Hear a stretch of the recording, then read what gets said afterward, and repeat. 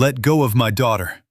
Claire Vale's scream cut through the marble lobby just as security slammed Ethan Cole face first against the floor.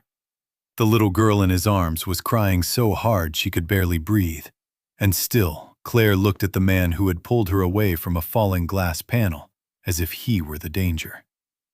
If stories like this hit somewhere deep, subscribe, like the video, and stay with me to the end. Because this one doesn't just break your heart. It makes you ask who a real parent really is. Everything happened in less than 10 seconds. One moment, Ethan had been standing in the waiting area of Vale Dynamics, trying not to look at the crack in his shoe while rehearsing what he'd say in his interview. The next, the massive decorative panel over the lobby entrance snapped loose with a scream of metal, and a little girl in a white dress froze directly beneath it. People gasped. No one moved. Ethan did. He dropped his folder, lunged across the polished floor, and threw his body over the child just as the glass exploded behind them. But rich buildings had expensive security. By the time he looked up, he had a knee in his back and 3 guards shouting over each other while the girl clung to his neck. "Daddy!" The word made the room go silent. Not because it was true, because it was impossible. Claire Vale, billionaire founder, cover of magazine Perfection, iron in heels, stormed forward with her face drained of color. "Sophie," she whispered. The little girl reached for her mother, then turned back toward Ethan with wide, terrified eyes. "He saved me." Security eased up, but not enough. Claire scooped Sophie into her arms, holding her so tightly the child whimpered. Then she looked down at Ethan. Not grateful, not relieved, suspicious, cold. "You were supposed to be here for an interview," she said. "Why were you near my daughter?" Ethan stared at her, stunned. Blood slid down the side of his wrist from a shard of glass. "Because the ceiling nearly crushed her." Murmurs rippled through the lobby. Phones were already out. Claire noticed. Her jaw hardened. "My assistant said you were applying for the executive driver position." "I was. And instead of waiting where you were told, you had my daughter in your arms while cameras recorded it."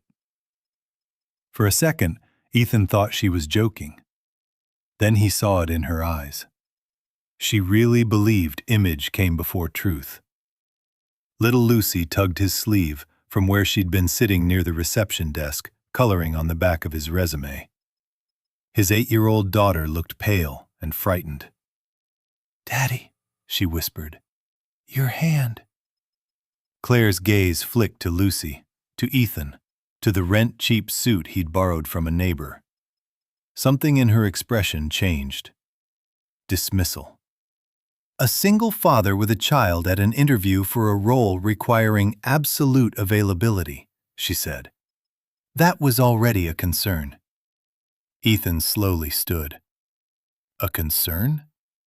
This position requires discipline, boundaries, and a life without distractions.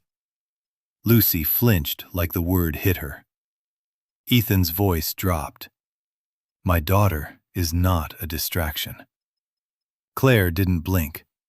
This interview is over. There it was. The rejection. Public. Sharp.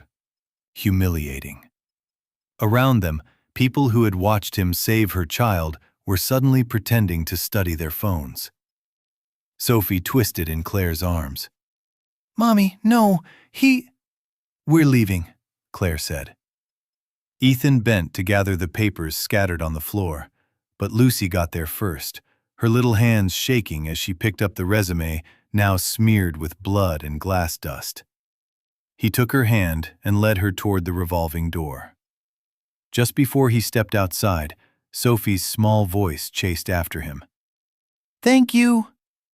He didn't turn around, because if he did, he might say something he couldn't take back. Rain started the second they hit the street. By the time Ethan and Lucy got to the bus stop, her sneakers were soaked through. Are we still moving? She asked softly.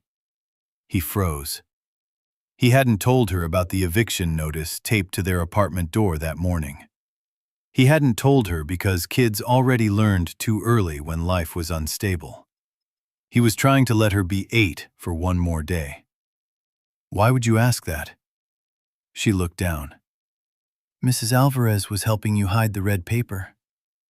A laugh almost came out, but it broke halfway. Smart kid. Lucy tried to smile. I get it from you. That nearly wrecked him. He crouched in front of her, wiping rain from her cheek with his thumb. I'm going to fix it. You said that when the car died. He swallowed. And I fixed it. You said that when my inhaler ran out. His chest tightened. And I fixed that too. She nodded, but the nod was too brave, too adult. Then she asked the question he was not ready for. Did that lady not hire you because of me? The city noise seemed to drop away. Ethan pulled her into his arms so fast she squeaked. No, he said, into her wet hair. She didn't hire me because she doesn't know anything about us. But even as he said it, the truth burned. Claire Vale knew exactly one thing about him, that he came with a child. And in her world, that was already enough to make him less. 3 days later, Ethan was loading groceries at the corner market when a black SUV pulled up so smoothly it looked expensive even idling. A woman stepped out in a navy suit, every hair in place. Mr. Cole? He recognized Claire's chief of staff immediately, Vanessa Klein, the woman who had escorted him out of the tower without ever once meeting his eyes. Ethan set down the crate of oranges. If this is about the broken glass, I already told your insurance people. It's not. Vanessa hesitated, which was interesting. Ms. Vale would like to see you. He laughed once. No. She's prepared to compensate you generously. No. Vanessa lowered her voice. It's about Sophie. That changed everything. An hour later, Ethan sat in a private office 20 floors above the city he couldn't afford to live in, across from the woman who had made his daughter feel like luggage. Claire Vale had changed out of her public armor. No cameras, no board members, no perfect smile. Just exhaustion behind expertly applied makeup. On the couch by the window, Sophie was drawing with Lucy. That was the first surprise. The second was that Sophie looked happier, sitting on Claire's office rug with crayons, than she had in the marble palace downstairs. Claire folded her hands. My daughter refuses to get in a car with any driver but you. Ethan blinked. She's had 3 panic attacks this week, Claire continued. At school, at home, in the elevator this morning. The moment she sees a stranger near her, she locks up. He looked at Sophie. The little girl was carefully showing Lucy how to shade a cloud purple, like the entire world depended on it. She trusts you, Claire said. I'm asking you to work for me. Ethan stared at her. You rejected me. I'm aware. You called my daughter a distraction. A flicker of shame crossed her face.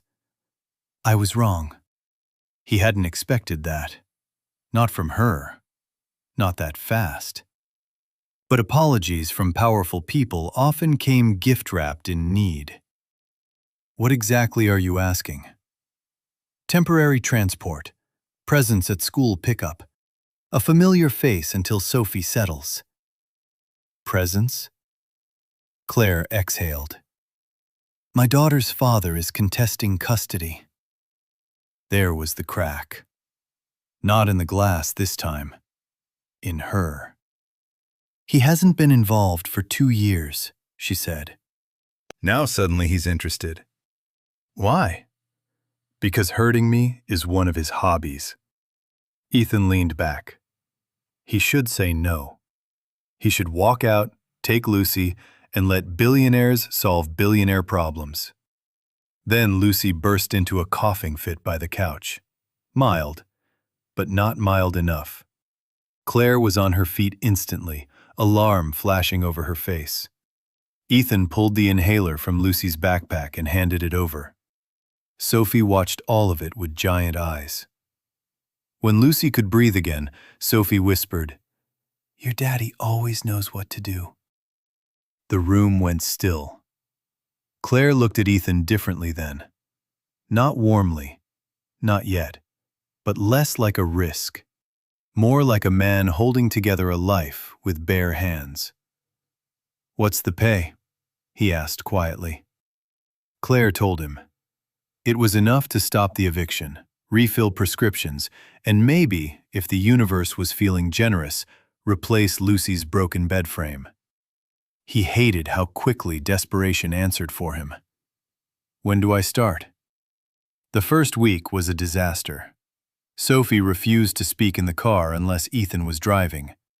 Lucy hated the private school uniforms because they smell like rich sadness.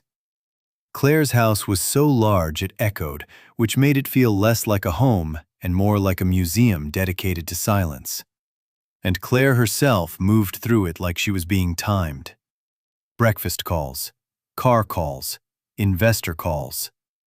She kissed Sophie on the head without really seeing her.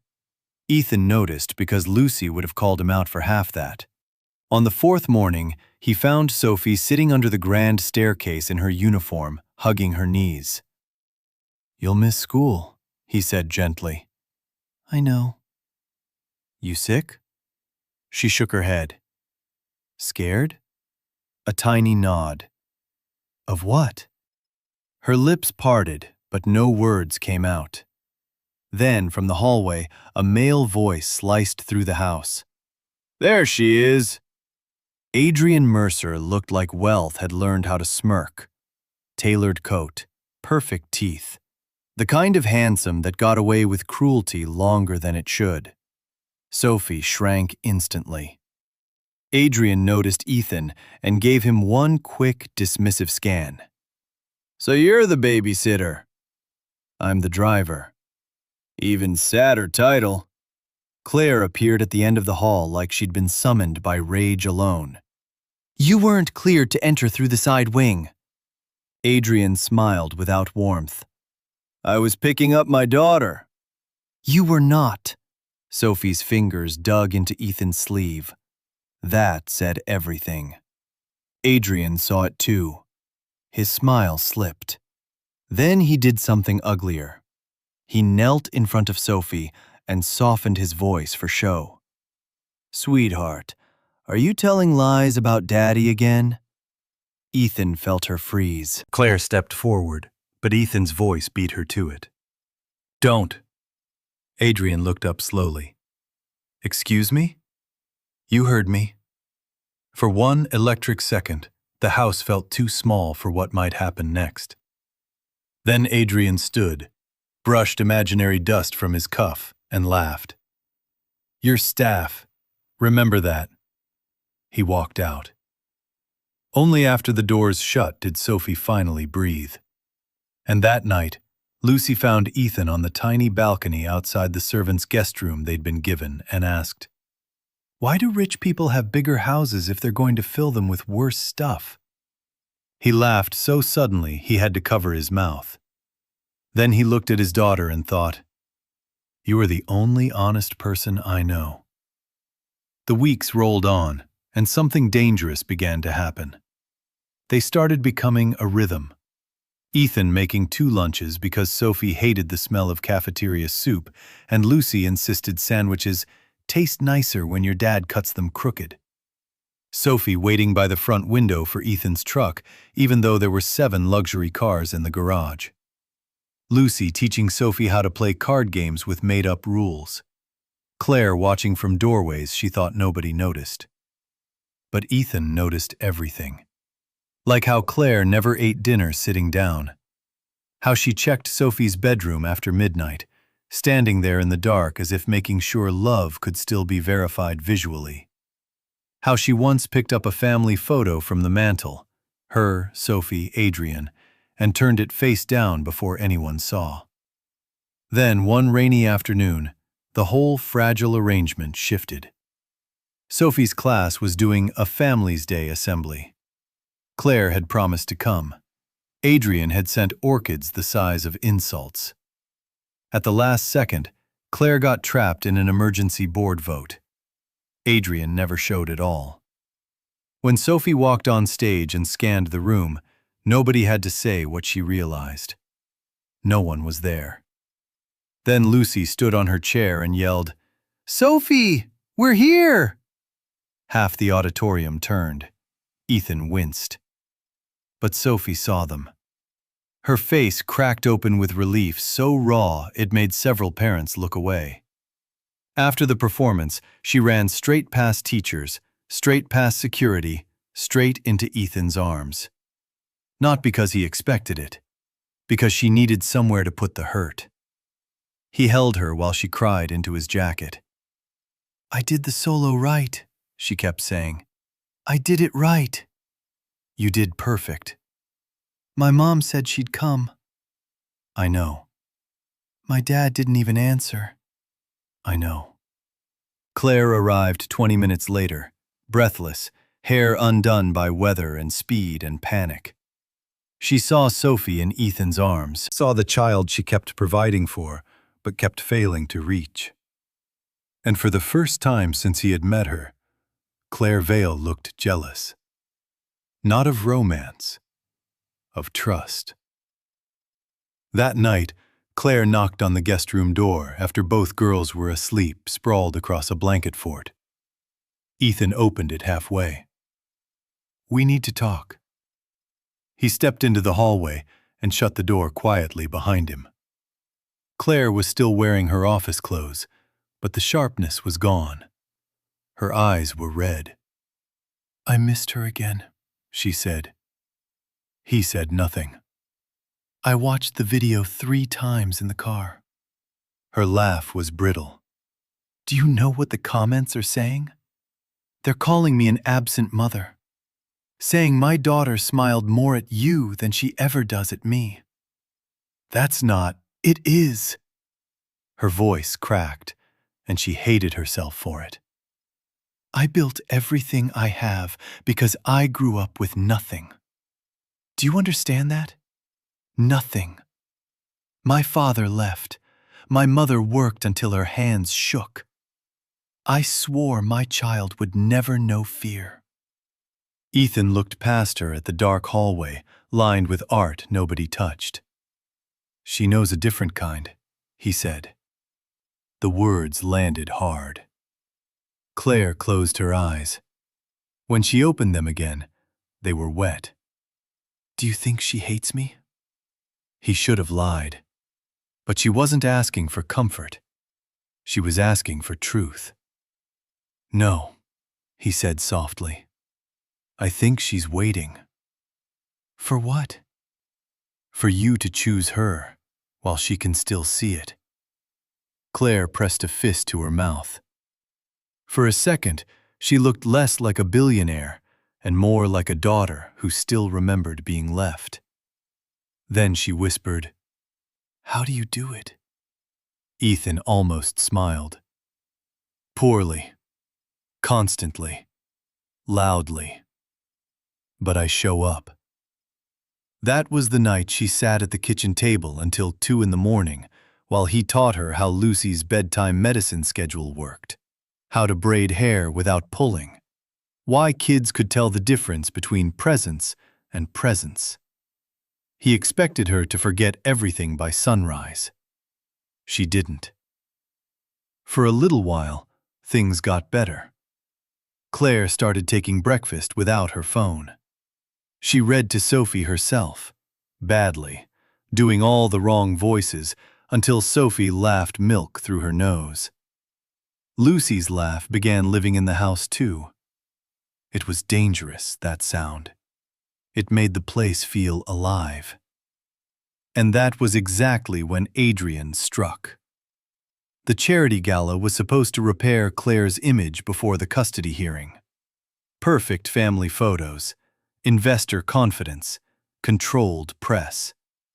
Ethan didn't want to go, but Claire insisted Sophie wouldn't walk in without him. So he stood near the ballroom entrance in a borrowed tuxedo that still felt like a costume. Lucy beside Sophie in a blue dress Claire had personally chosen. For one strange hour, it almost looked like healing. Then the screens came alive. A slideshow started, except it wasn't the charity reel. It was security footage. Ethan carrying Sophie in the lobby the day the glass fell. Freeze frame after freeze frame, angled to make rescue look like abduction. Gasps filled the room. Then a second image appeared, a copy of Ethan's old employment record from the paramedic unit. Terminated after protocol violation. Adrian took the microphone before anyone could process it. "My daughter," he said sorrowfully, "has been placed in the daily care of a man dismissed for reckless conduct. I tried to keep this private for Sophie's sake, but some people care more about appearances than safety." Claire turned white. Ethan looked at her, waiting for one thing. Just one. "Tell them the truth," he said. She knew Adrian had baited this, knew Ethan had saved Sophie, knew the file on that screen explained nothing. But all around them were board members, journalists, family court consultants, investors with thin smiles and thinner loyalties. Claire made the worst choice a frightened person can make. She hesitated. That was all it took. Security approached Ethan. He stared at Claire, disbelief turning slow and deadly. "You too?" "Ethan, wait." "No." Lucy grabbed his hand as whispers spread like oil. Sophie started crying. "Mommy, stop them!" Claire reached for Ethan, but the cameras were already feasting. And Ethan, humiliated in front of half the city, walked out of the ballroom with his daughter before she could see him break. Back at their apartment, Lucy sat on the floor while he packed the nice dress back into its box. "Are we fired?" "Yes." "Because of that mean man?" He nodded. Lucy was quiet for a long time. Then she asked, "Why didn't she protect you like you protected her little girl?" He had no answer that wouldn't poison a child. So he just said, "Some people freeze when it matters." Lucy lay down beside the half-packed box and whispered, "Then maybe they're not safe either." He barely slept. At 6 a.m., there was pounding on the door. Claire stood outside in yesterday's gown under a wool coat, mascara smeared, fury and shame warring across her face. Ethan should have closed the door. Instead, he let her in because Sophie was behind her, clutching a stuffed rabbit and crying so hard she hiccuped. The moment Sophie saw him, she ran into him with all the force of a child who thought love might disappear overnight. "I told Mommy you didn't do it," she sobbed. "I told her." Claire stayed by the door, looking at the cheap apartment, the patched couch, the inhaler on the table, the leak stain in the ceiling.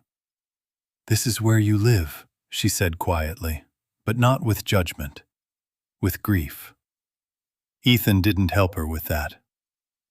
"What do you want, Claire?" She took a breath that shook. "I investigated the file Adrian showed." "And?" "You weren't terminated for recklessness." Her eyes lifted to his. "You broke protocol to re-enter a burning car and save a trapped child after the scene commander ordered everyone back." Lucy, sitting cross-legged on the couch, blinked. "Like a superhero?" Ethan rubbed a hand over his face. The mother sued the city anyway. They needed someone to blame. Claire nodded once. "Adrian paid a retired administrator for the distorted report. He also arranged for the gala footage to be leaked. And Her voice turned sharp with self-disgust. My chief of security took his money. Silence sat heavy in the apartment. Sophie tugged Ethan's sleeve. Are you mad at me? His expression broke instantly. No, sweetheart. Never you. She buried her face in his stomach. Claire watched that and finally said the thing that cost her pride. I failed you. He didn't move. I failed both of you, she corrected, glancing at Lucy. And my daughter saw it. Ethan's hurt had gone beyond anger now. It was quieter, harder. You looked at me like I was disposable the first day we met, he said. Last night, you proved I was. Claire flinched as if slapped. You're right. He hadn't expected agreement. Somehow it made it worse. Then Sophie turned, climbed onto the couch beside Lucy, and wiped her face with the back of her hand. When I sang, he came, she said to Claire. When I was scared, he stayed. When Daddy came, I got sick in my stomach. Her small chin trembled. Ethan is what a dad feels like. Claire's lips parted. Sophie looked straight at her mother, tears still sliding down her cheeks. He's my real dad.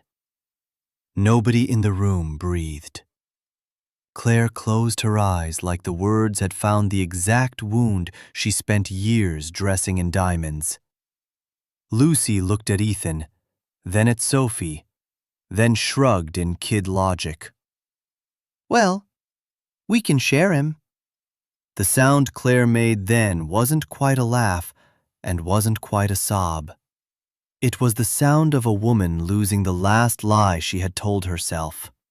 That provision could replace presence, that control could replace trust, that blood and legal papers meant more to a child than the person who knelt down and stayed. The custody hearing was set for Monday. By Sunday night, Adrian was confident. He had the press narrative, the polished smile, the expensive attorneys, and months of carefully crafted claims that Claire's empire mattered more to her than motherhood.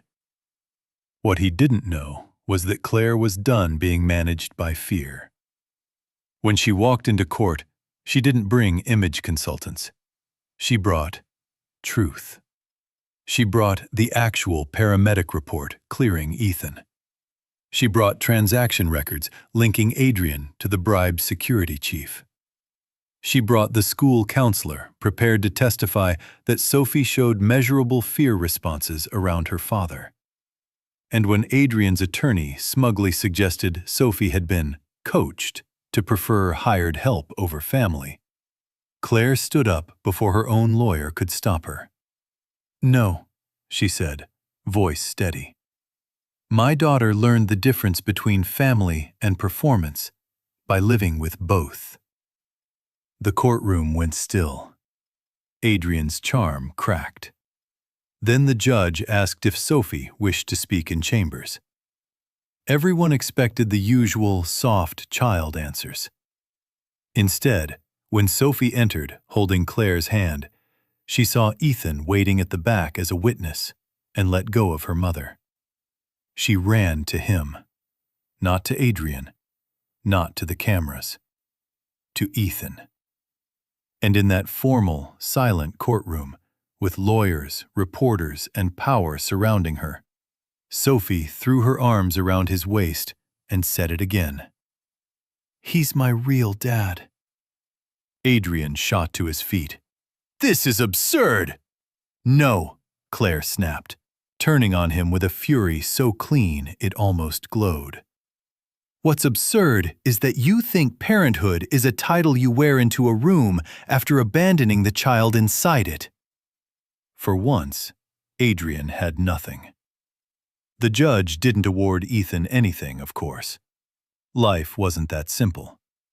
But Adrian lost visitation pending supervised review, His bribery scandal exploded across every outlet he used to control, and Claire walked out of court with full custody and tears she didn't hide. Outside, on the courthouse steps, cameras shouted questions. Claire ignored all of them until one reporter called, "Ms. Vale, do you regret letting an employee become this involved with your daughter?" Claire looked back at Ethan, at Lucy on his shoulders, at Sophie holding both their hands. Then she faced the cameras.